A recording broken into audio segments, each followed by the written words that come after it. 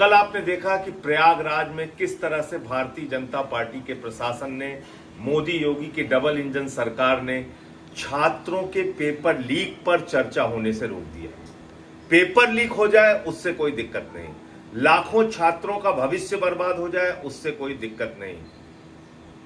CBSE के exam हो, high school inter के एग्जाम हो, पीसीएस-जे के एग्जाम हो, लेखपाल के एग्जाम हो, दरोगा के हो, टीचर के हो, जेई के हो, हर परीक्षा का पेपर लीक हो जाए, आपकी जिंदगी बर्बाद हो जाए, लेकिन उसके ऊपर चर्चा करने तक की इजाजत आपको नहीं है।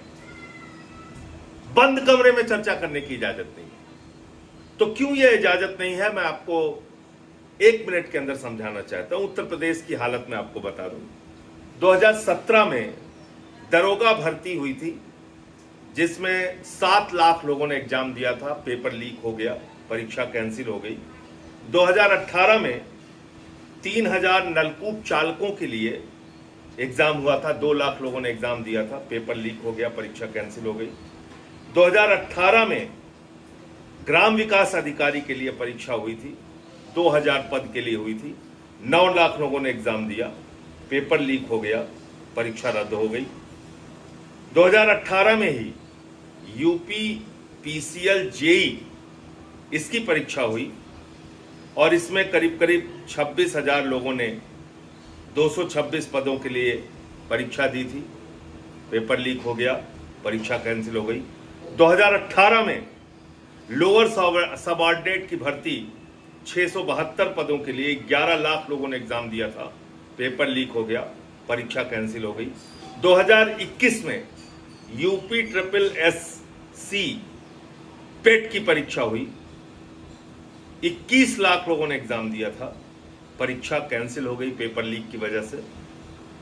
2021 में ही यूपी टेट की परीक्षा हुई, 20 लाख लोगों ने एग्जाम दिया था, परीक्षा कैंसिल हो गई।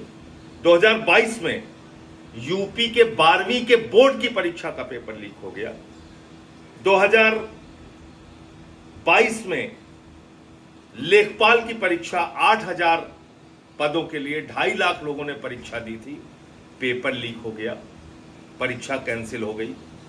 2024 में यूपी पुलिस कांस्टेबल भर्ती के लिए जो 60,000 पदों के लिए हुआ था, 48 लाख लोगों ने एग्जाम दिया, पेपर कैंसिल हो गया, पेपर लीक हो गया, परीक्षा कैंसिल हो गई। 2024 में आरओ के लिए समीक्षा और समीक्षा अधिकारी की परीक्षा हुई, 411 पद के लिए 10 लाख लोगों ने परीक्षा दी, परीक्षा का पेपर लीक हो गया, परीक्षा कैंसिल हो गई। 2025 में यूपी बोर्ड के हाई स्कूल की परीक्षा का पेपर लीक हो गया। 2026 में एसएससी जीडी कांस्टेबल भर्ती की परीक्षा का पेपर, कई जगहों पे धांधली, कई सेंटर्स पे धांधली का मामला सामने आया, निरस्त हो गया। 2026 में 22 लाख आवेदकों ने नीट की परीक्षा दी, उनका पेपर लीक हो गया, परीक्षा कैंसिल हो गई। 2026 में ही सीयूईटी की परीक्षा स्थगित हो गई, उसमें भी पेपर लीक का मामला सामने आया। 2026 में ही लेखपाल भर्ती का पेपर लीक हो गया, जिसमें 2 घंटे बाद लोग, तय समय से 2 घंटे बाद लोग सेंटर से बाहर निकले, तमाम मामले उसके सामने आए।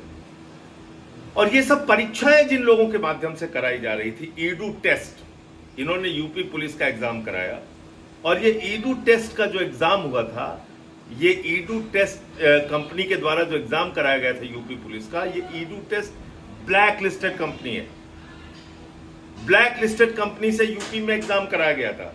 दूसरा, एप्टेक लिमिटेड को जो यूपी पीसीएल जेई का एग्जाम कराने का ठेका दिया गया था, वो भी ब्लैक लिस्टेड कंपनी है। तो आप कल्पना कर सकते हैं कि किस तरह से ब्लैक लिस्टेड कंपनी के माध्यम से रिश्वतखोरी, भ्रष्टाचार, जो भी उसके पीछे की कहानी हो, उनसे यूपी की परीक्षाएं कराई जा रही हैं, पेपर लीक हो रहा है। बड़े पैमाने पे हजारों करोड़ का भ्रष्टाचार का धंधा है जो भारतीय जनता पार्टी के नेतृत्व में चल रहा है। लेकिन आप सोचिए कि इसके बारे में आप चर्चा भी नहीं कर सकते।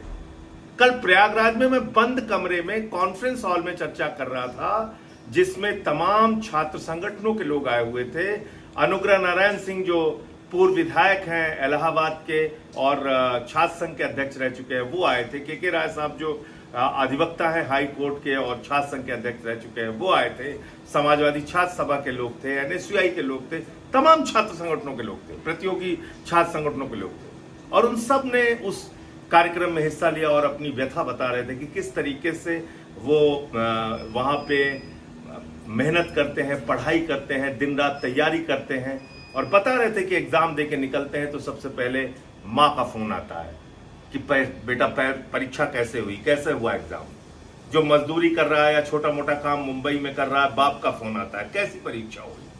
उनको उम्मीदें रहती है अपने बच्चों से कि हमारे बच्चे नौकरी करने लगेंगे तो हमारी जो झोपड़ी है वो पक्का मकान में तब्दील हो जाएगी, हमारी जिंदगी में कुछ बदलाव आएगा। तो आज लड़के अवसाद में हैं, डिप्रेशन में हैं। लखीमपुर में एक नौजवान ने आत्महत्या कर ली नीट के पेपर लीक के कारण। दिल्ली में एक लड़की ने आत्महत्या कर ली। ऐसे और जगहों पे भी आत्महत्या की घटनाएं सामने आई। आप उनके बारे में उनका दर्द भी सुनने की इजाजत नहीं दे रहे, उनके बारे में बातचीत करने की इजाजत नहीं दे रहे। और दो छात्र नेता आशुतोष पांडे और पंकज पांडे, इनको गिरफ्तार कर लिया गया, इनको अरेस्ट करके जेल में डाल दिया गया। आज सोचे तानाशाही का आलम। मैं तो कह रहा हूं कि कितनी मूर्खतापूर्ण सरकार चल रही है भारतीय जनता पार्टी की, कि पता नहीं योगी सरकार को किसने ये सलाह दी।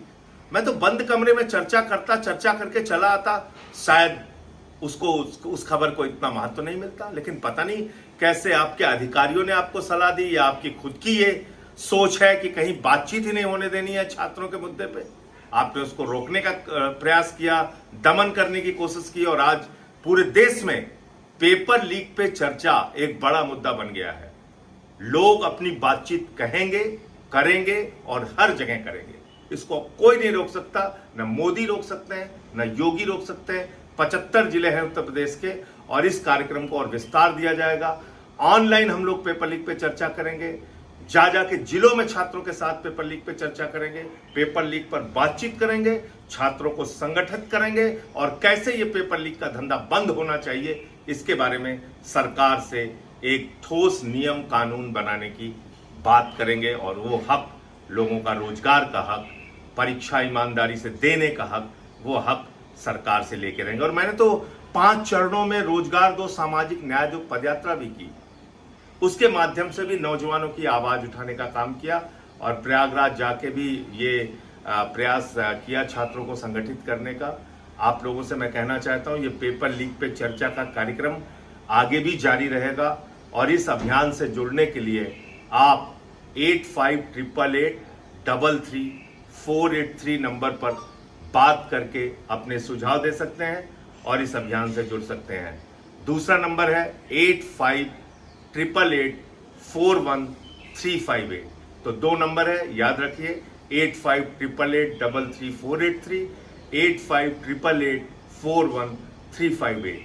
इन दोनों नंबरों पे कॉल करके आप इस पेपर लीक पर चर्चा के अभियान से जुड़ सकते हैं और इस छात्र आंदोलन को अपनी मजबूती दे सकते हैं।